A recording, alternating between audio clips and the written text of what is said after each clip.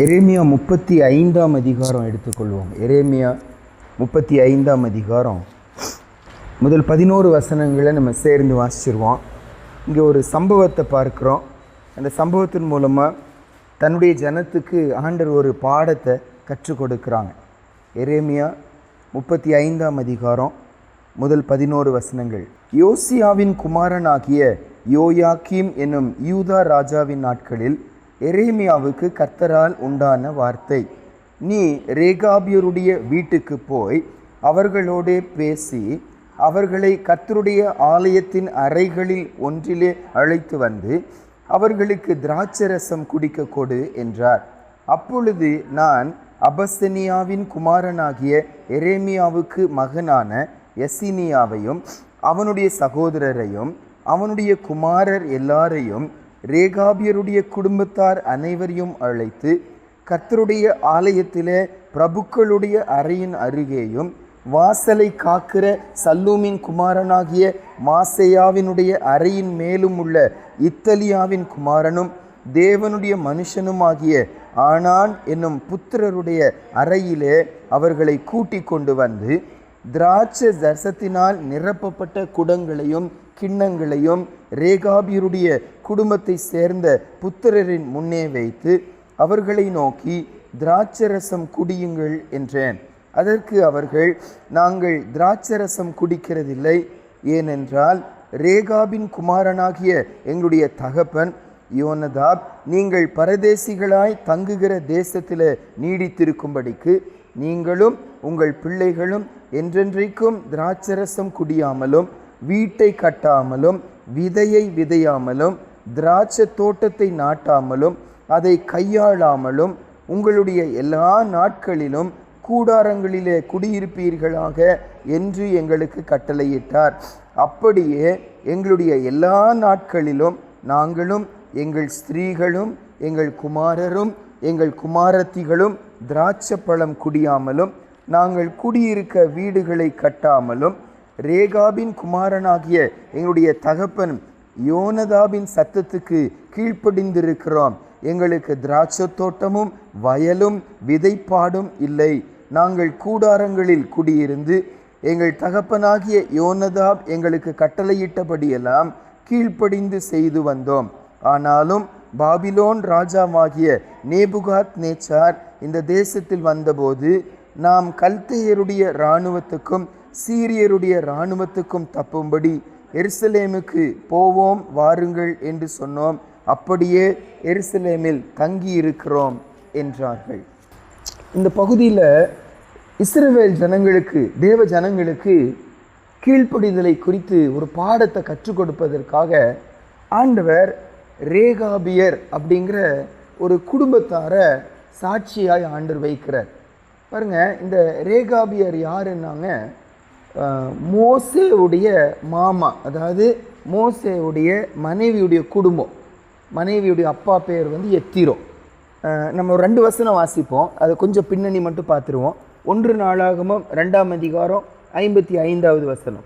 யாபேசில் குடியிருந்த கணக்கரின் வம்சங்கள் திராத்தியரும் சிமாத்தியரும் சுக்காத்தியருமே. ரேகாப் வீட்டாரின் தகப்பனாகிய அம்மாத்தின் சந்ததியாரான கேணியர்கள் இவர்களே. அப்போ ரேகாபியருக்கு இந்த பகுதி கொடுக்குற இன்னொரு பெயர் என்ன? அவர்கள் கேணியர் அப்படின்னு சொல்லி வாசிக்கிறோம். நியாயாதிபதிகளின் புஸ்தகம் 1ஆம் அதிகாரம் 16வது வசனம். மோசேயின் மாமனாகிய கேணியனின் புத்திரரும் யூதாவின் புத்திரரோடே கூட பேரீச்ச மரங்களின் பட்டணத்திலிருந்து ஆராத்திற்கு தெற்கே இருக்கிற யூதாவின் வனாந்திரத்துக்கு வந்து ஜனங்களோடே குடியேறினார்கள். அப்போது அந்த கேணியர் யார்? இங்கே வசனம் என்ன சொல்லுது? மோசேயின் மாமன் எத்திரோ. அப்போது மோசேயுடைய மாமனார். அந்த குடும்பத்தாரை சேர்ந்தவர்கள் தான் யார்? இந்த எரேமியா 35ஆம் அதிகாரத்தில் நம்ம பார்க்கிற ரேகாபியர் என்கிற ஒரு கூட்டத்தார். ரேகாபியர் என்ற ஒரு கூட்டத்தார். இந்த ரேகாபிங்கிற கூட்டத்தாரை சடனாக ஒரு நாள் ஆண்டவர் எரேமியாவை கூப்பிடுகிறாரு. ரேகாபியரின் குடும்பத்தாரை நீ கூப்பிடு. அவர்களை கூப்பிட்டு தேவாலயத்தில் அங்கங்கே ரூம்ஸ் எல்லாம் இருக்கிறது. ஒரு தேவனுடைய மனுஷனுடைய ரூமில் அவங்களை எல்லாரையும் கூட்டி வர செஞ்சு அவர்களுக்கு முன்னால பாத்திரங்களாக திராட்சை ரசத்தை என்ன செய்யணும் நிரப்பி வச்சு அவர்களை குடிங்கன்னு சொல்லி நீங்கள் சொல்லுங்க அப்படிங்கிறாங்க. அப்போது கூப்பிடுகிறார், அதே மாதிரி செய்கிறார். சாட்சிக்காக பிரபுக்கள் இருக்கிறாங்க, தேவனுடைய மனிதன் இருக்கிறாங்க, ஊழியர்கள் எல்லாம் இருக்கிறாங்க, எல்லாரும் பார்த்து கொண்டு இருக்கிறாங்க, ஜனங்க பார்த்துட்டு இருக்கிறாங்க. அப்போது எரேமியா அவர்களை பார்த்து இதை குடிங்க அப்படிங்கிறாங்க. அவர்கள் ஒன்றுமே விசாரிக்காமல் நாங்கள் இதை என்ன செய்ய மாட்டோம், நாங்கள் குடிக்க மாட்டோம். ஏன் குடிக்க மாட்டோம்னா எங்கள் தகப்பன், அதாவது சந்ததிக்கு முன்னாடி இந்த ரேகாபுங்கருடைய மகன் பேர் யோனதாப்.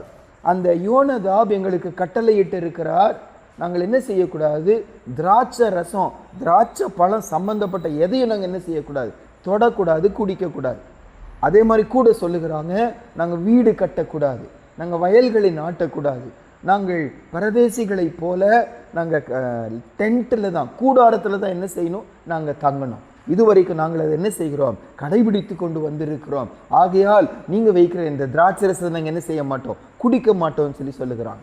உடனே ஆண்டவர் அதை வச்சு ஒரு மனிதன் கொடுத்த கட்டளையை இவ்வளோ ஜாக்கிரதையாக இவர்கள் பின்பற்றுவாங்கன்னா, என் ஜனங்க நீங்கள் நான் சொன்ன கட்டளை என்ன செய்ய மாட்டேங்கிறீங்க, கீழ்ப்படிய ஒரு சாக போகிற ஒரு மனுஷன், ஒரு புல்லுக்கொப்பான ஒரு மனுஷன் சொன்ன வார்த்தையை இவங்க கீழ்ப்படுகிறாங்க. நீங்கள் எனக்கு கீழ்ப்படியிலையே என்று சொல்லி ஆண்டவர் வேதனையோடு சொல்லி அந்த மனுஷர்கள் தங்கள் தகப்பனுக்கு கீழ்ப்படிந்து வந்ததுனால ஆண்டவர் அவர்களை ஆசீர்வதிக்கிறார்.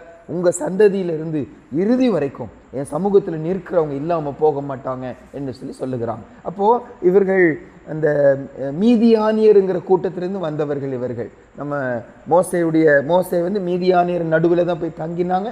மோசையுடைய மனைவி ஒரு மீதியானியர்னு சொல்லி சொல்லுவாங்க. அப்போ இந்த ரேகாபியர், கேனியர், மீதியானியர் கூட்டத்தை சேர்ந்தவங்க. இந்த அப்போ இவங்க யார், எத்திரோ அந்த மீதியானியருடைய தெய்வங்களுடைய ஒரு ஆசாரியன் அவர். அப்போ அவர் மோசே மூலமாக ஆண்டவர் யாருன்னு அறிந்து கொள்கிறார், ஆண்டு தான் பெரியவர் என்று சொல்லி அவர் ஆண்டுடைய சமூகத்தில் பலி செலுத்தினார் என்றெல்லாம் நம்ம வேதத்தில் வாசிக்கிறோம். அப்போ ஒருவேளை அவர்கள் லேவியர் கூட்டத்தில் அவர்கள் சேர்க்கப்பட்டார்கள் என்று சொல்லி ஒரு சிலர் அதை குறித்து சொல்லுகிறாங்க. சரி, நம்முடைய தியானம் என்ன இன்னைக்குங்க, இந்த பகுதியை வச்சு அன்றைக்கு இஸ்ரவேல் ஜனங்களுக்கு ஒரு சில பாடங்களை கற்றுக் கொடுத்தார்.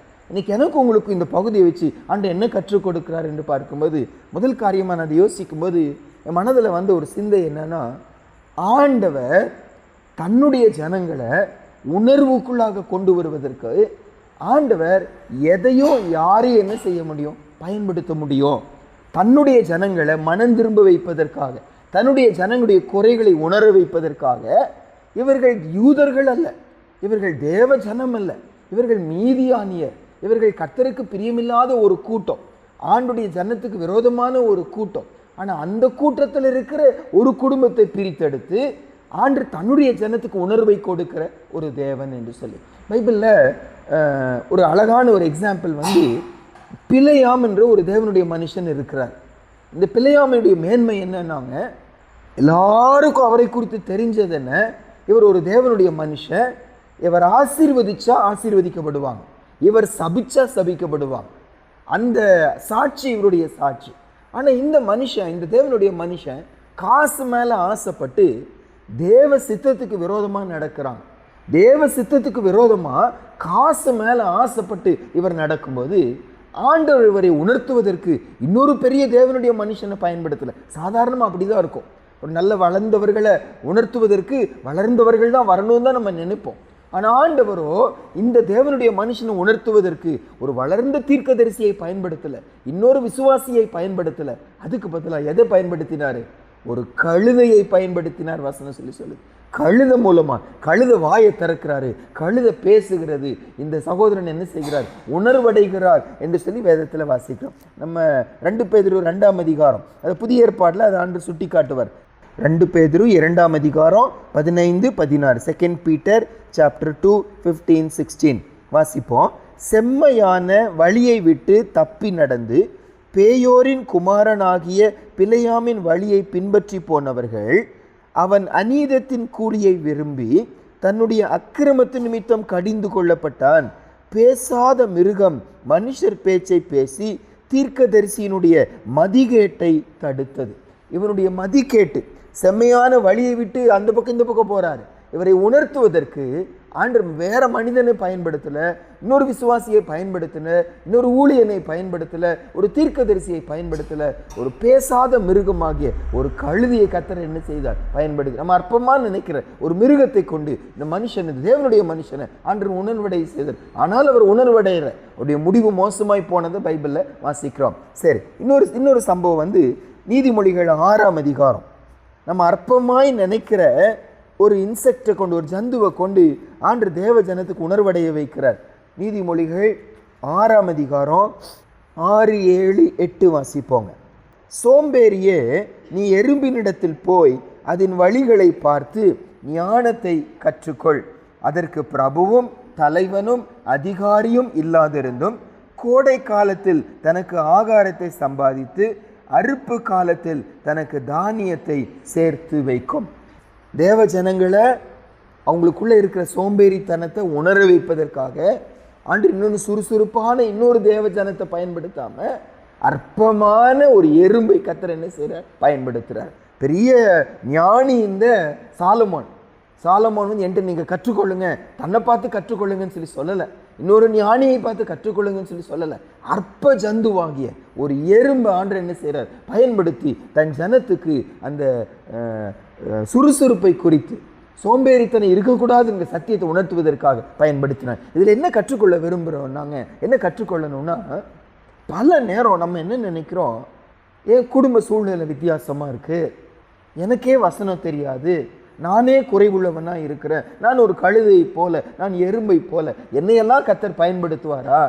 ஆண்டவர் சொல்லுகிறாரு, ரேகாபியர்ங்கிற ஒரு அற்பமான மனுஷர் பாருங்க, இவங்க நல்ல வசதியானவர்கள் அல்ல, வசதி அவங்க வாழவே விரும்பலை, வசதியாகவே அவங்க வாழலை. கூடாரத்தில் தான் என்ன செஞ்சாங்க? அவங்க வாழ்ந்து கொண்டே இருந்தாங்க. எங்கே போனாலும் சடனாக கிளம்பிடுவாங்க, கூடாரத்தை எடுப்பாங்க. ரொம்ப சிம்பிளான வாழ்க்கையை வாழ்ந்து கொண்டிருந்த சாதாரணமான மக்கள். ஆனால் தேவ ஜனங்களை உணர்த்துவதற்கு ஆண்டு இந்த சாதாரணமான மக்களை ஆண்டு என்ன செய்தார்? பயன்படுத்தினார்னு வாசிக்கிறோம். இப்போ இன்னைக்கு காலையில் எனக்கு உங்களுக்கும் உற்சாகம் அளிக்கிற ஒரு காரியம் என்ன? நான் எந்த நிலைமையில இருந்தாலும் கர்த்தர் நம்மை தன்னுடைய சித்தத்தை நிறைவேற்றுவதற்காக பயன்படுத்த முடியும். மற்ற ஜனங்களை மனம் திரும்புவதற்கு கொண்டு வருவதற்கு, மற்ற ஜனங்களை ரட்சிப்புக்குள்ளே கொண்டு வருவதற்கு என்னுடைய குறை ஒரு தடையே இல்லை. என்னுடைய படிப்பு இல்லை, எனக்கு வசதி இல்லை, என்னுடைய குடும்பம் ரொம்ப மோசம், என் குடும்பத்திலே ரட்சிப்பு இல்லை, என்னெல்லாம் நம்ம சாட்சி, என்னெல்லாம் நம்ம குறை சொல்லுகிறோம். ஏசப்பா சொல்லுகிறாரு, ரேகாபியரை என்னால் பயன்படுத்த முடியுமாண்ணா, உங்களை என்ன செய்ய முடியும்? பயன்படுத்த முடியும். நம்மை கர்த்தர் பயன்படுத்த முடியும் என்பதை மறந்து விடக்கூடாது. அதில் இன்னொரு ஆங்கிளில் பார்க்கணுன்னா, நிறைய தடவை அற்பமான மனுஷரை சாட்சியாக நம்ம எடுத்துக்கொள்ள மாட்டோம். ஆனால் ஆண்டவர் சொல்றாரு, இந்த இஸ்ரவேல் ஜனங்களை ரேகாபியரை கொண்டு நான் உணர்த்தினேன். அப்போ நம்ம லைஃப்லையும் எல்லா காரியங்களிலும் பாடத்தை கற்றுக்கொள்ளணும். நம்ம வழியில் பிச்சை எடுத்துட்டு ஒருத்தர் போகிறாங்களா, அவங்க மூலமாக கூட கர்த்தர் நமக்கு என்ன செய்ய முடியும்? உணர்வடைய வைக்க முடியும். குடிச்சிட்டு யாரோ போகிறாங்களா, அவங்களை கொண்டு கர்த்தர் நமக்கு உணர்வடைய வைக்க முடியும். அற்பமான மனுஷர்களை நம்ம அற்பமாக நினைக்காம கர்த்தர் நமக்கு முன்னால் வைக்கிறாருன்னா அதில் ஏதோ ஒரு நோக்கம் வச்சிருப்பாரு. அதன் மூலமாக நான் என்ன கற்றுக்கொள்ளணும்? இன்னைக்கு ஒருத்தரை சந்திக்கிறேன், ஒரு குடும்பத்தை சந்திக்கிறேன், ஒரு பிரச்சனையை சந்திக்கிறேன், ஏதோ ஒன்று கர்த்தர் நமக்கு கற்றுக் கொடுக்கிறார். எல்லாத்தையும் கர்த்தர் நமக்கு பயன்படுத்தி நம்ம உணர்வடைய வைக்க முடியும் என்று மறந்து விடக்கூடாது. இரண்டாவதாகங்க, அந்த எரேமியா 35ஆம் அதிகாரத்துக்கு மறுபடியும் வருவோம். நம்ம இரண்டாவது பாடம், இந்த எரேமியா 35 நடந்த இந்த சம்பவத்தை வச்சு நம்ம கற்றுக்கொள்ளுகிற அடுத்த பாடம் என்ன? எரேமியா 35ஆம் அதிகாரம் 14 17 வரைக்கும் வாசிப்போம். திராட்சரசம் குடியாதபடிக்கு ரேகாபின் குமாரனாகிய யோனதாப் தன் புத்திரருக்கு கட்டளையிட்ட வார்த்தைகள் கை கொள்ளப்பட்டு வருகிறது. அவர்கள் இந்நாள் மட்டும் அதை குடியாமல் தங்கள் தகப்பனுடைய கட்டளைக்கு கீழ்ப்படுகிறார்கள். ஆனாலும் நான் உங்களுக்கு ஏற்கனவே சொல்லிக்கொண்டே இருந்தும் எனக்கு கீழ்ப்படியாமல் போனீர்கள். நீங்கள் அந்நிய தேவர்களை சேவிக்கும்படி அவர்களை பின்பற்றாமல் அவனவன் தன் பொல்லாத வழியை விட்டு திரும்பி உங்கள் நடக்கையை சீர்திருத்துங்கள். அப்பொழுது உங்களுக்கும் உங்கள் பிதாக்களுக்கும் நான் கொடுத்த தேசத்தில் குடியிருப்பீர்கள் என்று சொல்லி தீர்க்கதரிசிகளாகிய என் ஊழியக்காரரை எல்லாம் நான் உங்களிடத்துக்கு ஏற்கனவே அனுப்பி கொண்டு இருந்தும் நீங்கள் உங்கள் செவியை சாயாமலும் எனக்கு கீழ்ப்படியாமலும் போனீர்கள். இப்போதும் ரேகாபின் குமாரனாகிய யோனதாபின் புத்திரர் தங்கள் தகப்பன் தங்களுக்கு கட்டளையிட்ட கற்பனையை கை கொண்டிருக்கும் போது இந்த ஜனங்கள் எனக்கு கீழ்ப்படியாமல் போனபடியினாலும் இதோ நான் அவர்களிடத்தில் பேசியும் அவர்கள் கேளாமலும் நான் அவர்களை நோக்கி கூப்பிட்டோம், அவர்கள் மறு உத்தரவு கொடாமலும் போனபடியினாலும் யூதாவின் மேலும் எருசலேமின் குடிகள் மேலும் எல்லாரின் மேலும் நான் அவர்களுக்கு விரோதமாக சொன்ன எல்லா தீங்கையும் வரப்பண்ணுவேன் என்று இஸ்ரவேலின் தேவனும் சேனைகளின் தேவனுமாகிய கர்த்தர் சொல்லுகிறார் என்று சொல் என்றார். இரண்டாவது இதில் கற்றுக்கொள்கிற ஒரு பாடம் என்ன? ஒரு மனுஷனுடைய கட்டளைக்கு இவர்கள் இந்த அளவு பயந்து நடுங்கி கீழ்ப்படிவார்கள். ஆனால் நானும் நீங்களும் தேவனுடைய கட்டளைக்கு எந்த அளவு கீழ்ப்படிய கடமைப்பட்டு இருக்கிறோம். இதில் கற்றுக்கொள்கிற பாடம், தன்னுடைய முற்பிதாக்கள் சொன்ன ஒரு வார்த்தையை அவ்வளோ ஜாக்கிரதையாக எச்சரிக்கையோடு கீழ்ப்படியும் போது ஆண்டவர் அதை தான் சொல்லுகிறார். ஒரு மனுஷன் சொன்ன வார்த்தைக்கு இந்த ரேகாபியர் அவ்வளோ மரியாதை கொடுத்து கீழ்ப்படியும் போது நான் சொல்லிக்கொண்டே இருந்தேன்னு அதான் அந்த இடத்துல சொல்வார், நான் திரும்பி திரும்பி திரும்பி என் தீர்க்கதரிசிகளை அனுப்பினேன், என் ஊழியர்களை அனுப்பினேன். நிறைய தடவை ஆண்டுடைய பிள்ளைங்க நம்ம பக்கமாக ஆண்டரை அனுப்புகிறேன், சும்மா சந்திக்க விடுகிறது இல்லை. ஏதோ ஒரு சத்தியத்தை உணர்த்துவதற்காக, ஏதோ ஒன்று கற்றுக் கொடுப்பதற்காக அவங்க என்னோன்னு பேசுவாங்க. ஆனால் அதன் மூலம் நமக்கு ஆண்டர் என்ன செய்வார்? ஒரு எச்சரிப்பை கொடுப்பார். நம்ம கீழ்ப்படிவதற்காக கர்த்தர் மேல் அன்பினால கர்த்தர் அதை செய்கிறார். ஏகாபியர் மனுஷனுடைய கட்டளைக்கு கீழ்ப்படிஞ்சாங்க. ஏன் ஜனங்க என் வார்த்தைக்கு கீழ்ப்படிய மாட்டேங்கிறாங்களே? அதுதான் ஆண்டுடைய ஆதங்கம். ஒரு மனிதனுடைய வார்த்தைக்கு இவ்வளோ பயந்து நடக்கும் போது எந்த அளவு நீங்கள் பயந்து நடக்கணுமே. 2 வசனம் வாசிப்போம். அப்போஸ்தலர் 4ஆம் அதிகாரம் 19வது வசனம். Acts chapter 4 verse 19.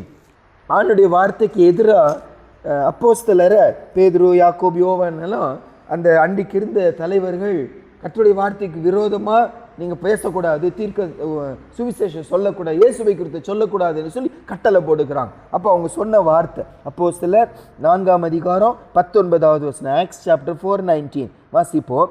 பேதுருவும் யோவானும் அவர்களுக்கு பிரதியுத்தரமாக, தேவனுக்கு செவி கொடுக்கிறதை பார்க்கிலும் உங்களுக்கு செவி கொடுக்கிறது தேவனுக்கு முன்பாக நியாயமாய் இருக்குமோ என்று நீங்களே நிதானித்து பாருங்கள். நாங்கள் கண்டவைகளையும் கேட்டவைகளையும் பேசாமல் இருக்கக்கூடாதே என்றார்கள். பேசக்கூடாது சொல்றாங்க. அப்ப இவங்க சொல்லுகிறாங்க, அது எப்படி நாங்கள் பேசாமல் இருக்க முடியும்? மனுஷனுடைய கட்டளை விட தேவனுடைய கட்டளை எங்களுக்கு பெருசாச்சேன்னு சொல்லி சொல்லுகிறாங்க. 5ஆம் அதிகாரத்தில் அப்போஸ்தலர் 5ஆம் அதிகாரம் 29வது வசனம் வாசிப்போம் பாருங்க. இங்கேயும் அதே தான். நீங்கள் இயேசுவை குறித்து பேசி அந்த இரத்தப்பழி எங்கள் மேலே போட்டுட்டு இருக்கிறீங்க, நீங்கள் பேசக்கூடாதுன்னு சொல்லி சொன்ன போது பேதுருவும் மற்ற அப்போஸ்தலர் என்ன சொன்னாங்க? அப்போஸ்தலர் 5:29. அதற்கு பேதுருவும் மற்ற அப்போஸ்தலரும், மனுஷருக்கு கீழ்ப்படுகிறதை பார்க்கிலும் தேவனுக்கு கீழ்ப்படுகிறதே அவசியமாக இருக்கிற. 2 வார்த்தை 4ஆம் அதிகாரத்தில் அதுதான் நியாயம் என்று சொல்லுகிறாங்க, 5ஆம் அதிகாரத்தில் அதுதான் அவசியம் என்று சொல்லுகிறாங்க. ஆனால் இன்னைக்கு நம்முடைய லைஃப்பில் கொஞ்சம் யோசிச்சு பார்ப்போம்னா, எத்தனை தடவை தேவனுடைய வார்த்தையை கீழ்ப்படுகிறதை விட மனுஷனுடைய வார்த்தையை கீழ்ப்படுகிறது நமக்கு நியாயமாய் தெரிந்து விடுகிறது. தேவனுடைய வார்த்தைக்கு பயந்து நடுங்குகிறத விட மனுஷனுடைய வார்த்தைக்கு பயந்து நடுங்குவது அவசியமாய் நமக்கு தோன்றி விடுகிறது. இப்போ ஆண்டவரை மனுஷனை விட கேவலமாக வைத்து விடுகிறோம். ரேகாபியரை வைத்து ஆண்டு இந்த சத்தியத்தை உணர்த்த வைத்தார். ஒரு மனுஷனுக்கு வார்த்தைக்கு இவ்வளோ நடுங்குவாங்கன்னா என் வார்த்தைக்கு நீங்கள் எவ்வளோ நடுங்கணுமே. மனுஷனுக்கு பயந்து நடக்கிறத விட தேவனுக்கு பயந்து நடக்கிறது அவசியம். இன்னைக்கு காலையில் அந்த தீர்மானத்தை எடுத்துக்கொள்ளணும். ஆண்டவரே, மனுஷனுக்கு கீழ்ப்படுகிறதை பார்க்கிலும் உங்களுக்கு கீழ்ப்படுகிறது அவசியம். அதாவது இந்த இடத்துலங்க இவங்க கீழ்ப்படியாமல் போனால் ஜெயிலில் போட போகிறாங்க, கொலை கூட பண்ணுவாங்க. ஆனால் பயப்படலை. அவங்க மனுஷனுக்கு கீழ்ப்படுகிறத விட தேவனுக்கு கீழ்ப்படுகிறது அவசியம். அதுக்காக நாங்கள் ஜீவனை கொடுக்க கூட ஆயத்தம். நிறைய தடவை நம்மளால ஏன் கீழ்ப்படிய முடிகிறது இல்லை, நாங்கள் அவனுடைய வார்த்தைக்கு கீழ்ப்படியாமல் மனுஷனுக்கு ஏன் கீழ்ப்படுகிறோன்னா அதனால வரக்கூடிய இழப்புகள் நம்மளால ஏற்றுக்கொள்ள முடிய மாட்டேங்குது. அதனால வரக்கூடிய அவமானத்தை கண்டு பயப்படுகிறோம். ஆனால் ஆண்டவர் கீழ்ப்படியாமல் போயிட்டா, கீழ்ப்படியாதவர்கள் பரலோகத்துக்கு போக முடியாது, கீழ்ப்படியாதவர்கள் நரகத்துக்கு தானே போவாங்க. கொஞ்ச நாள் வாழ்க்கையின் கஷ்டத்துக்கு பயந்து நிரந்தர கஷ்டத்துக்கு நாமே ஒப்பு கொடுக்கிறோமே. ரேகாபியர் மூலம் நம்ம கற்றுக் கொடுக்குறாங்க. தேவனுக்கு கீழ்ப்படுகிறது அவசியம், அதுதான் நியாயம் என்று சொல்லி சொன்னாங்க. 2வது. 3வதாக இந்த ரேகாபியர் சம்பவத்தில் நம்ம கற்றுக்கொள்கிற அடுத்த பாடம் என்ன? எரேமியா 35ஆம் அதிகாரம் 6 9 வரைக்கும் வாசிப்போம். அதற்கு அவர்கள், நாங்கள் திராட்சை ரசம் குடிக்கிறதில்லை, ஏனென்றால் ரேகாபின் குமாரனாகிய எங்களுடைய தகப்பன் யோனதாப் நீங்கள் பரதேசிகளாய் தங்குகிற தேசத்தில் நீடித்திருக்கும்படி நீங்களும் உங்கள் பிள்ளைகளும் என்றென்றைக்கும் திராட்சரசம் குடியாமலும் வீட்டை கட்டாமலும் விதையை விதையாமலும் திராட்சை தோட்டத்தை நாட்டாமலும் அதை கையாளாமலும் உங்களுடைய எல்லா நாட்களிலும் கூடாரங்களிலே குடியிருப்பீர்களாக என்று எங்களுக்கு கட்டளையிட்டார். அப்படியே எங்களுடைய எல்லா நாட்களிலும் நாங்களும் எங்கள் ஸ்திரீகளும் எங்கள் குமாரரும் எங்கள் குமாரத்திகளும் திராட்சரசம் குடியாமலும் நாங்கள் குடியிருக்க வீடுகளை கட்டாமலும் ரேகாபின் குமாரனாகிய என்னுடைய தகப்பன் யோனதாபின் சத்தத்துக்கு கீழ்ப்படிந்திருக்கிறோம். எங்களுக்கு திராட்சை தோட்டமும் வயலும் விதைப்பாடும் இல்லை. அதே மாதிரி அதுலேயே 14வது வசனம் கூட வாசிப்போம். 14வது வசனம், திராட்சரசம் குடியாதபடிக்கு ரேகாபின் குமாரனாகி யோனதாப் தன் புத்திரருக்கு கட்டளையிட்ட வார்த்தைகள் கை கொள்ளப்பட்டு வருகிறது. அவர்கள் இந்நாள் மட்டும் அதை குடியாமல் தங்கள் தகப்பனுடைய கட்டளைக்கு கீழ்ப்படுகிறார்கள். ஆனாலும் நான் உங்களுக்கு ஏற்கனவே சொல்லி கொண்டே இருந்தோம், எனக்கு கீழ்ப்படியாமல் போனீர்கள். 3வது சத்தியம் என்னன்னாங்க, இதுல இப்போ இந்த சம்பவம் நடக்கிறது பாருங்க. இந்த சம்பவம் நடக்கிறதுக்கு அந்த டைம்ல இந்த கட்டளை கொடுக்கப்படலை. நிறைய தடவை கட்டளை கொடுக்கப்பட்ட போது ஃப்ரெஷ்ஷாக இருக்கும், அப்போ கீழ்ப்படிவோம். ஆனால் நாட்கள் செல்லுகிறது. எந்த அளவு நாட்கள் நாங்கள் இந்த சம்பவம் நடக்கும்போது அவங்க அப்பா யோனதாபுக்கும் இதற்கும் யோனதாப் அந்த கட்டளை கொடுத்தார், நீங்கள் திராட்சரசம் குடிக்கக்கூடாது, நாட்டக்கூடாது, அது சம்பந்தம் எதுவும் தொடக்கூடாது, வயலை நீங்கள் வைக்கக்கூடாது, வீடுகளை கட்டக்கூடாது. இந்த கட்டளை கொடுத்து இந்த சம்பவம் நடக்கிறதுக்கு வித்தியாசம் எவ்வளோன்னா 300 வருஷம் ஆயிடுச்சு. 300 வருஷத்துக்கு முன்னால கொடுக்கப்பட்ட ஒரு கட்டளையை எவ்வளவு நடுங்கி அந்த இடத்துல வாசிக்கிறோம். இந்நாள் மட்டும் நாங்கள் கீழ்ப்படிங்க வருகிறோம். நாட்களுக்கு எந்த நாட்களிலும் நம்ம அந்த எந்த இடத்துல வாசிப்பீங்கன்னா 8வது வசனத்தில் பாருங்க, அப்படியே எங்களுடைய எல்லா நாட்களிலும் நாங்கள் கீழ்ப்படிந்து வருகிறோம். அதே மாதிரி 14வது வசனத்தில் ஆண்டவர் சொல்வாரு, அவர்கள் இந்நாள் மட்டும் அதற்கு கீழ்ப்படிந்து வருகிறான். இதுல என்ன கற்றுக்கொள்ளுகிறோம்? நாட்கள் கடந்து வரும்போது, காலங்கள் கடக்கிறது, சந்ததிகள் கடக்கிறது, அன்றைக்கு இருந்த அந்த தீவிரம் பல நேரம் என்ன ஆயிரும், இல்லாமல் போயிடும். அந்த ஆரம்பத்தில் இருந்த பயம், இப்போ நம்ம வாழ்க்கையில் யோசிச்சு பார்க்கும்போது ஆரம்பத்தில் கர்த்தருக்குள்ளே இருந்த அந்த கீழ்ப்படிதல் நாட்கள் செல்ல செல்ல செல்ல பல காரணங்களினால மாறி போயிடும். அது நமக்குள்ளேயும் அசால்ட் வந்துடும். ஆண்டு தண்டிக்கிறது இல்லை, கீழ்ப்படியாமல் போகும்போது உடனே அடிப்பாருன்னு உடனே கீழ்ப்படி. ஆனால் அவர் அடிக்கிறது இல்லை. இரக்கம் உள்ளவரா, அன்புள்ளவரா, மனம் திரும்ப வாய்ப்பு நாட்களை கூட்டிக் கொண்டே வருகிற ஒன்று. இன்னொன்று மற்றவர்களை பார்க்கிறோம், நம்ம கீழ்ப்படிக்கிறோம், அவங்க கீழ்ப்படிய மாட்டேங்கிறாங்க. ரொம்ப சிம்பிளா நாமும் என்ன செஞ்சிருவோம், கீழ்ப்படியாமைக்குள்ள போயிடும். அவங்களே கீழ்ப்படியலைங்க. நிறைய பேர் அதான் சொல்றாங்க, ஏன் சபைக்கு வரலன்னு சொல்லி கேட்டோம், அவங்களே வரமாட்டேங்கிறாங்க. ஊழியக்காரங்க அவங்களே வரமாட்டேங்கிறாங்க. சகோதரிகள் மீட்டிங்கு ஏன் வரலன்னா அவங்க மனைவியே வரமாட்டேங்கிறாங்க, நான் ஏங்க வரணும். எத்தனையோ பேர் ஆரம்பத்தில் 3 நாள் உபவாச ஜெபம்னா டோட்டலி லீவ் போட்டு வந்துடுவாங்க. இப்போ நாட்கள் செல்ல செல்ல வரமாட்டேங்கிறாங்க. அவங்களும் வேலைக்கு போயிட்டாங்க. ஏன்னு சொல்லி கேட்டால் அவங்களே வேலைக்கு போகிறாங்க, நாங்களும் போகணுங்க, எங்களுக்கு கடன் இருக்குங்கன்னு சொல்லி சொல்கிறாங்க. ஆரம்பத்தில் நடுங்கினவர்கள் நாட்கள் செல்ல செல்ல மற்றவங்களை பார்த்து என்ன செஞ்சுறாங்க, குறைந்து போயிடுறாங்க. பைபிள் சொல்லுது, நாட்கள் செல்ல செல்ல செல்ல அன்பு என்ன ஆயிருமா, தணிஞ்சு போயிருமா. நாட்கள் செல்ல செல்ல விசுவாசம் குறைஞ்சு போயிடும். இந்த 2 தீமோத்தேயு 3ஆம் அதிகாரம் 1ஆம் வசனத்தில் கடைசி காலத்தில் கொடிய காலம் வரும்னு வாசிக்கிறோம். நிறைய தடவை காலத்தை ஒரு காரணமாக என்ன செஞ்சிருவோம், நம்ம வச்சிருவோம். அதாவது என்ன சொல்லுவாங்க, காலத்தின் கட்டாயம் அப்படின்னு சொல்லி சொல்லுவாங்க. ஏங்க இப்படி செய்றீங்கன்னா, என்ன செய்யறதுங்க, கட்டாயம், காலம் அப்படி இருக்குன்னு சொல்லி சொல்றாங்க. ஆனால் ரேகாபியரோ அன்னைக்கு அப்பா சொன்னாரா, அன்றிலிருந்து இன்றைக்கு வரைக்கும் ஏறத்தாழ 300 வருஷங்கள், எத்தனையோ சந்ததிகள் கடந்துருச்சு. ஆனாலும் தன் தகப்பனுடைய வார்த்தைக்கு அவங்க என்ன செய்யலை, எதிர்த்து போகவே இல்லை. ஒரு குடும்பம் இருந்தாங்க, நல்ல வசதி இருக்கு அவங்களுக்கு, ஆனால் வீடே கட்ட மாட்டாங்க. ஏன் கட்ட மாட்டாங்கன்னா, அந்த தகப்பனாருடைய ஒரு வைராக்கியம் என்ன, எனக்கு வீடு இங்கே இல்லை, என் வீடு எங்கே இருக்குது, பரலோகத்தில் தான் இருக்குது. அவருக்கு வசதி இல்லைன்னு இல்லை, நல்ல சம்பளம் இருக்கிறது, நினச்சா செய்யலாம். ஆனால் அவர் உயிரோடு இருக்கிற வரைக்கும் வீடே கட்ட மாட்டேன்னு அந்த சகோதரி எங்கள் கூட என்ன செய்வாங்க, கம்ப்ளைண்ட்டாக சொல்லுவாங்க. எல்லாரும் கட்டுக்கிறாங்க, இவர் கட்டவே மாட்டேங்கிறார். கேட்டால் வசனம் சொல்கிறார். என்ன வசனம், எனக்கு வீடு எங்கே இருக்குது, எனக்கு பரலோகத்தில் தான் இருக்குது, இந்த வீடு நான் கட்டவே மாட்டேன்னு சொல்லி வைராக்கியமாக நிற்கிறார். இறந்து போனார் அந்த சகோதரன். கொஞ்ச நாள்ல இவங்க என்ன செஞ்சுட்டாங்க, இடம் வாங்கினாங்க, வீடு கட்டினாங்க, வீட்டுக்குள்ளே போயிட்டாங்க. காலம் அவங்களை என்ன செஞ்சிச்சு, மாறிடுச்சு.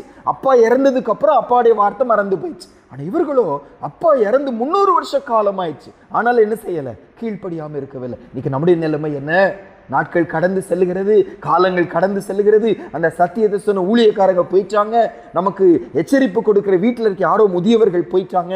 காலம் மாறிச்சோ, ஆண்டர் பார்த்துட்டே இருக்கிறாரு. அவர்களெல்லாம் மாறி போகலாம், அவர்களெல்லாம் மறிச்சு போகலாம். ஆண்டர் மறிச்சு போறது இல்லையே, ஆண்டர் கூட தானே இருக்கிறாரு. வசனம் மாறி போகிறது இல்லையே, சொன்ன ஊழியர் மாறி போயிடலாம், மறிச்சு போயிடலாம். ஆனா ஆண்டவர் மறித்து போகிறது இல்லையே. இந்த ரேகாபியர் மூலம் ஆண்டர் கற்றுக் கொடுக்கிற பாடம் என்ன? என்ன சந்ததிகள் கடந்து வந்தாலும், எவ்வளவு காலம் வந்தாலும் ரேகாபியர் கீழ்ப்படிஞ்சாங்க. அதில் நீங்க கவனிச்சு பார்த்தீங்கன்னா, கணவன்மாரும் மட்டுமல்ல, மனைவிகளும் கீழ்ப்படிந்தாங்க, குமாரர் கீழ்ப்படிந்தாங்க, குமாரத்திகள் கீழ்ப்படிந்தாங்க. ஆண்டுடைய வார்த்தைக்கு சந்ததி சந்ததியாய் கீழ்ப்படிந்தாங்க. அது ஒரு பெரிய ஆசீர்வாதம். நம்ம குடும்பம் நிறைய பேர் சொல்லுவாங்க, நீங்க இருந்தது போல இப்ப இல்லைங்க அப்படின்னு சொல்லுவாங்க. இல்லைங்க, உங்க அப்பா இருந்த நாட்களை போல இன்னைக்கு இல்லைங்க. அப்பா இருக்கும்போது அவ்வளோ பயம் இருக்கும், இன்னைக்கு அது இல்லைன்னு சொல்லுவாங்க. சாமுவேலை பார்த்து சொன்னாங்க, உங்க பிள்ளைங்க உங்களை போல என்ன இல்லைன்னு சொன்னாங்க. ஏலியை போல உங்க பிள்ளைங்க இருக்கவில்லைன்னு சொல்லி வந்தாங்க.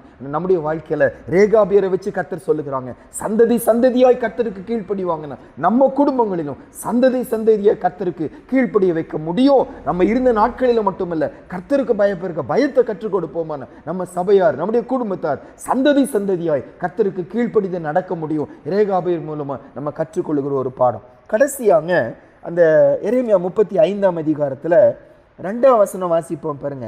2வது வசனம், எரேமியா 35:2.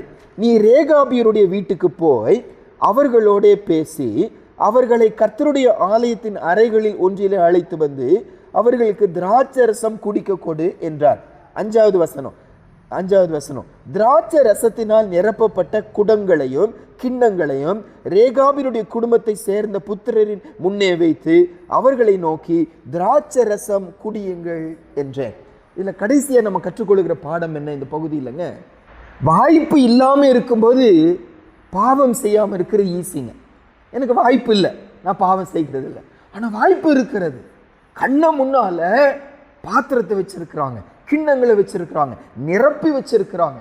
எரேமியா போல ஒரு பெரிய தீர்க்கதரிசியை சொல்லுகிறாங்க, குடி என்று சொல்லுகிறாங்க. எவ்வளவு ஈஸியா குடிச்சிட முடியுமே. ஆனா ரேகாபியர் கொஞ்சம் கூட யோசிக்கல. நாங்க கீழ்ப்படிய மாட்டோம், நாங்க குடிக்க மாட்டோம். வைராக்கியமே என்ன செய்தாங்க நின்னாங்க. எத்தனை தடவை சூழ்நிலைகளை காரணம் காட்டி விடுகிறோம். நான் செய்த பாவத்துக்கு என்ன செய்வதுங்க, சூழ்நிலை அப்படின்னு சொல்லுகிறோம். ஆனா இவர்களோ பாவத்தை செய்ய எல்லா வாய்ப்பு இருந்தும் அவங்க என்ன செய்யலை, பாவம் செய்யலை. தீர்க்கதரிசி சொல்லுகிறான், எரேமியாவை எல்லாரும் பெரிய இடத்துல வச்சிருப்பாங்க, எரேமியாவே சொல்லுகிறாங்க குடின்னு சொல்லிட்டு இவர்கள் சொல்லிட்டாங்க, நாங்க என்ன செய்ய மாட்டோம், குடிக்கமா. ஏன் சொல்லி கேட்டா, நீங்க சொல்றதை விட எங்க அப்பா சொல்லுகிற வார்த்தையை நாங்க என்ன செய்யறோம், நடுங்குகிறோம் என்று சொல்லுகிறாங்க. ஆண்டவரே, எங்களுக்கும் எந்த சூழ்நிலை ஆனாலும் சரி, எவ்வளவு ஈஸியா பாவத்தை செய்வதா இருந்தாலும் சரி, நாங்க பாவத்துக்குள்ள விழாம இருக்க எங்களுக்கு கிருபை கொடுங்க. நிறைய தடவைங்க பாவம் செய்யறதுக்கு உலக மக்கள் கூட இந்த வார்த்தையை பயன்படுத்துவாங்க. மாம்சம் பலவீனம் உள்ளது, ஆவியோ உற்சாகம் உள்ளது. இந்த வார்த்தையை உலகம் கூட பயன்படுத்துவாங்க, தப்பு செய்யறதுக்கு காரணமா பயன்படுத்துவோம். மத்தேயு 26ஆம் அதிகாரம் 41ஆம் வசனத்துல தான் இந்த வசனத்தை வாசிப்போம். மாம்சம் பலவீனம் உள்ளது, ஆவி உற்சாகம் உள்ளது. என்ன செய்யறதுங்க, நான் மாம்சத்துல தாங்க இருக்கிறேன், ஆகையா நான் செஞ்சுட்டேன், நான் குடிச்சிட்டேன், நாங்க சாப்பிட்டுட்டேன், இந்த தப்பு செஞ்சுட்டேன், இந்த கடனை வாங்கிட்டேன். ரொம்ப சிம்பிளா நம்ம சொல்லிடுவோம். ஆனா ரேகாபியரோ வாய்ப்பு இருந்துச்சு, தீர்க்கதரிசியே சொல்லுகிறாங்க, அங்க பெரிய பெரிய தேவனுடைய மனுஷங்களா இருக்கிறாங்க, அவங்க எல்லாம் நோன்னு சொல்லல, அவர்களெல்லாம் குடின்னு சொல்லுகிறாங்க. நாங்க குடிக்க மாட்டோம், வைராக்கியமாய் நின்னாங்க. ஆண்டவரே, எங்களுக்கு இந்த கிருபையை தாங்க, கர்த்தருக்காக நிற்க உதவி செய்யுங்க. 4 முக்கியமான பாடங்கள். 1, கர்த்தர் யாரையும் பயன்படுத்த முடியும், நம்மையும் கர்த்தரால் என்ன செய்ய முடியும், மற்றவர்களை ரட்சிப்புக்குள் நடத்த கர்த்தர் நம்மை பயன்படுத்த முடியும் என்று சொல்லி வாசிக்கிறோம். மனுஷ கட்டளையை விட தேவ கட்டளைக்கு கீழ்ப்படுகிறது நியாயம், அது அவசியம் என்று பைபிள் சொல்லுகிறத வாசிக்கிறோம். 3வதாக, சந்ததி சந்ததியாய் கர்த்தருக்காக வாழ முடியும். எத்தனை வருஷம் கடந்து போகட்டும், கற்றுக்கொண்ட சத்தியத்தில் நம்ம குடும்பத்தார் கர்த்தருக்காக நிற்க முடியும், சபையார் கர்த்தருக்காக நிற்க முடியும். நிறைய தடவை நம்முடைய கவலை என்னன்னாங்க, இந்த ஊழியக்காரங்க போயிட்டாங்கன்னா என்ன நடக்கும், இந்த குடும்பத்தார் போயிட்டா என்ன நடக்கும், எனக்கு சத்தியத்தை கற்றுக் கொடுக்கிற இவர்கள் எனக்கு மிரட்டுகிற என் பாவத்தை உணர்த்து இவங்க இல்லாம போயிட்டா என் நிலைமை என்ன ஆயிரும். சந்ததி சந்ததியாய் கர்த்தருக்காக வாழ்ந்தாங்களே, நம்ம குடும்பங்களும் சந்ததி சந்ததியாய் கர்த்தருக்காக வாழ ஆரம்பிக்கும். 4வதாக, மாம்சம் பலவீனமானது உண்மைதான், ஆனா ஆவி உற்சாகம் உள்ளதாச்சு. அந்த ஆவியானவர் எனக்குள்ளே இருக்கிறாரு, அவரை கொண்டு என்ன சூழ்நிலை வரட்டும் நான் தப்பு செய்ய மாட்டேன். பாருங்க, இவங்க கொஞ்சம் கூட அதை டேஸ்ட் பண்ணி கூட பார்க்கலங்க. திராட்சை ரசம் குடிக்க கூடாதுன்னு சொல்லிட்டாங்க. இது போதை கொடுக்குமா, போதை கொடுக்காதா, ஒண்ணுமே என்ன செய்யல, அவங்க கேள்வி கேட்கவே. திராட்சை ரசம் குடிக்க கூடாதுன்னு நாங்கள் குடிக்க மாட்டோம் அவ்வளோதான் சொல்லி சொன்னாங்க. கொஞ்சம் கொஞ்சம் டேஸ்ட் பண்ணி பார்த்துருங்க விழுந்திருப்பாங்க. இவங்க அந்த பக்கம் போகவே இல்லை. பாவத்துக்காக விரோதமாய் போராடுகிறதுல உறுதியாகி நின்னாங்க. எங்களுக்கும் நீங்கள் கிருபை தாங்க. நம்ம ஜெபிப்போம், ஆண்டுட்டு அர்ப்பணிப்போம். இந்த நாளுக்குள்ளே போகிறோம். ரேகாபியர் நமக்கு முன்னால் ஆண்டு நிறுத்தி ஒரு தகப்பனுடைய ஒரு மனுஷனுடைய கட்டளைக்கு இவ்வளோ பயந்து நடங்கினாங்களே. என் ஜனங்க, நான் திரும்பி திரும்பி சொல்கிறேன்னு, அன்பா சொல்கிறேன்னு, அவர் கட்டளையாய் சொன்னார். ஆண்டவர் அன்பா சொல்லுகிறாரு. மனம் திரும்புவீங்களா, கீழ்ப்படுவீங்களா? ஆண்டு நம்மோடு பேசும்போது, ஆண்டவரே உங்கள் வார்த்தைக்கு கீழ்ப்படிந்து நடக்க எங்களுக்கு கிருபை கொடுங்க. ஒப்பு கொடுப்போம். மகா பரிசுத்தமுள்ள நல்ல தகப்பனே, ஆண்டு இந்த கால வேளைக்காக நன்றி செலுத்துகிறோம். எங்கள் பக்கம் அனுப்பப்பட்ட இந்த வார்த்தைக்காக நன்றி அப்பா. நிறைய தடவை பெரிய ஊழியக்காரங்க சொன்னாதான் கீழ்ப்படிவோம். இவர்களெல்லாம் அற்பமானவர்கள், இவர்களுக்கெல்லாம் என்ன வசனம் தெரியும்னு சொல்லிட்டு சாதாரண மனிதர்கள் சொல்லுகிற வார்த்தைகளை அற்பமாக நாங்கள் எடுத்துக்கொள்ளுகிறோம். கிருபையாய் மன்னிங்க ஏசப்பா. இன்னொரு பக்கம் நாங்கள் அற்பமாக இருக்கிறதுனால எங்களுக்கு ஞானம் இல்லை, வசதி இல்லை, எங்கள் சந்ததி சரியில்லை, குடும்பம் சரியில்லை, ஆக என்னையெல்லாம் ஆண்டு பயன்படுத்த மாட்டாருன்னு நினைக்கிறோம். ஆனால் ஆண்டவரால் ரேகாபியரை பயன்படுத்தி தேவ ஜனங்களை உணர்வுக்குள்ளே கொண்டு வர நினச்சிங்களே, அந்த எங்களை நீங்கள் பயன்படுத்த முடியும் ஏசப்பா. அவைலபிளாக கர்த்தரிக்கையில் இருக்கிற வண்ணமாக எங்களை நாங்கள் ஒப்பு கொடுக்க ஆண்டவரே எங்களுக்கு கிருபை கொடுங்கன்னு சொல்லி ஜெபிக்கிறோம். ஆண்டவரே, மனுஷனுக்கு கீழ்ப்படுகிறத விட தேவனுக்கு கீழ்ப்படுகிறது அவசியம், அதுதான் நியாயம் என்று சொல்லி அவ்வளோ உறுதியாக இன்றைக்கு நின்னாங்களே. எங்களுக்கு அந்த கிருபை எங்களுக்கு தாங்க ஏசப்பா.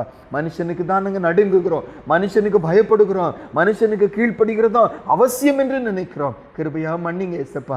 தேவனுக்கு கீழ்ப்படுகிறதும் அவசியம்ங்கிற ஆழமான ஒரு உணர்வை எங்களுக்குள்ள தாங்க. அதுக்காக அவமானப்பட, அதுக்காக இழக்க, அதுக்காக அடிபட, அதுக்காக நஷ்டமடைய ஆயத்தமாக இருக்க எங்களுக்கு கிருபை கொடுங்க. 300 வருஷம் கழிச்சும் ரேகாபியரின் குடும்பம் அந்த வார்த்தையில உறுதியாய் நின்னாங்களே.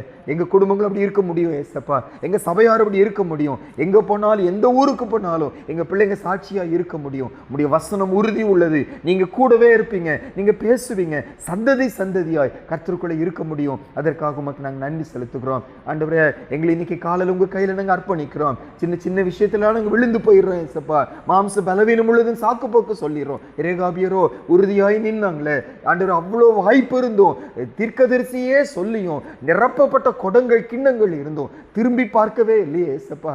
எங்களுக்கு இந்த பாக்கியத்தை தாங்க ஆண்டவரே. எடுத்த தீர்மானத்தில் நிலைத்திருக்க உதவி செய்யுங்க. சின்ன வாய்ப்பு கிடைச்சா பாவம் செஞ்சிடறோம் சுவாமி.